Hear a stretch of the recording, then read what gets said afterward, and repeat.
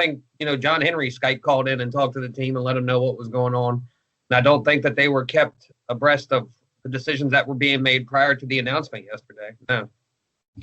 All right. Well, getting back to the game, you would have to admit that you expected Liverpool to come out and deliver a result today. What do you think is the biggest reason why they couldn't deliver that result? I think Leeds intensity overwhelmed them. I think we got tired. I think once we got the goal,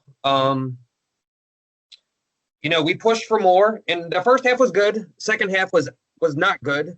And I think sort of tiredness can be shown in a couple ways. Like I recognized it in a couple different situations. When you're on the break and you're running with the ball for 30 or 40 yards, and then when you release the pass, if the touch on that pass isn't right, that's oftentimes due to tired legs.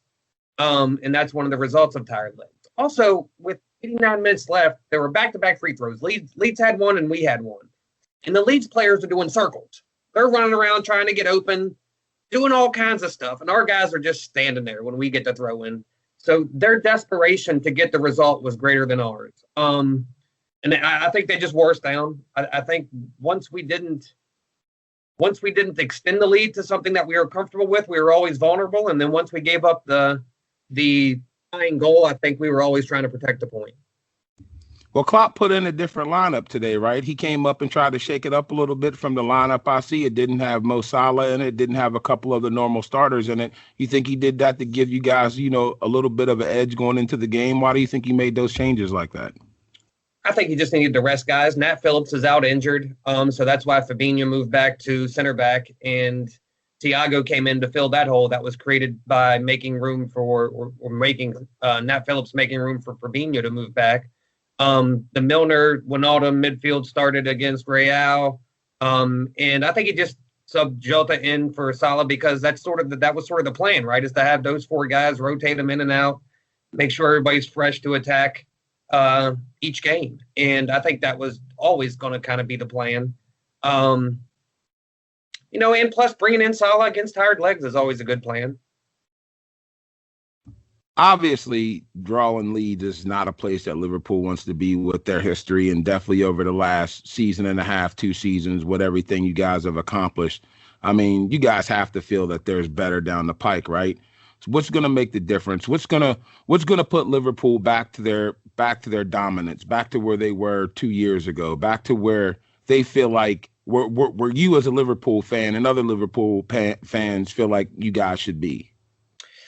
So I don't think drawing Leeds at Ellen Road is the worst ever result. I mean, it's other than they're a good club. But I mean, still, it's other than the 2018-19 season where we put up 97 and in the 19-20 season where we put up 99, 2 historically huge point totals in the Premier League.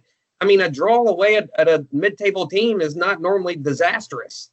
But in the era of having to score 90 points to win the league, it seems like it is. So, and to be honest with you, where do we go?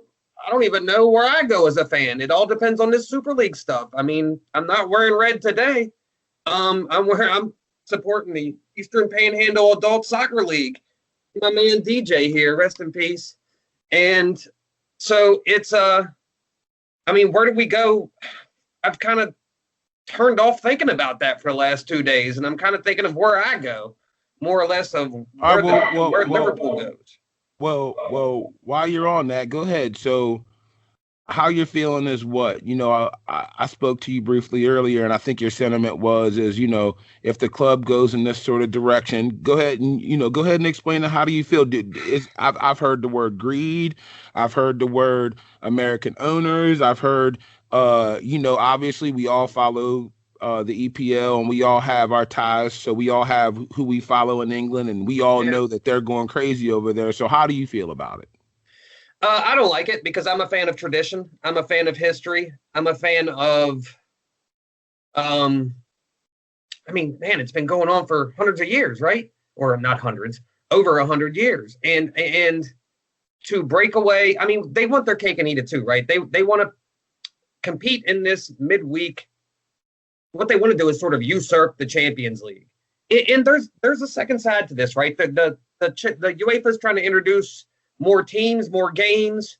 FIFA wants to have a Club World Cup every summer now. that involves 24 teams. So it's really piling up the games and the stress that's put on the players and the coaching staff and the organizations. And I really think that this is leverage pulling to try to get some response out of them, because they're just going about with what they want without any regard to what the teams themselves are giving as feedback. And it's all about dollars from UEFA's end, and it's all about dollars from FIFA's end. I think right now, I'm a little shook as a fan. I've been an FSG supporter. One of the reasons that I chose to support Liverpool. I wasn't born into supporting Liverpool. I didn't inherit it from my father. Right. I made a conscious choice, and in that choice, I had my reasons, and one of them was Dalglish, and one of them was Shankly, and Gerrard against Olympiacos, and Gerrard against West Ham, and Gerrard in Istanbul against Roma, and all the things that make up Liverpool's history. That's what I wanted to support. All those positive moments that incorporated the fans, the connection to the fans, and to the Kop and to Anfield and to the city. I wanted that when I chose to support Liverpool, and I chose to support Liverpool when, just after the Hodgson era. So when they rehired Dalglish, like in 2010, and so I feel a little shook. I know today is the run of information from UEFA and all the FAs, and we'll eventually get more information about what they were trying to do to these organizations and these tournaments to expand them and make more money, which was counter to what the clubs had wished for. I'm sure there'll be a response from the Super League side. So really what I want to do is wait for more information, but I just really don't like it. I like playing Bournemouth in their 3,500 seater. I like the idea that Leicester can go from League Two to League One to Premier League champions in the span of 6 or 7 years. I like that concept. Rather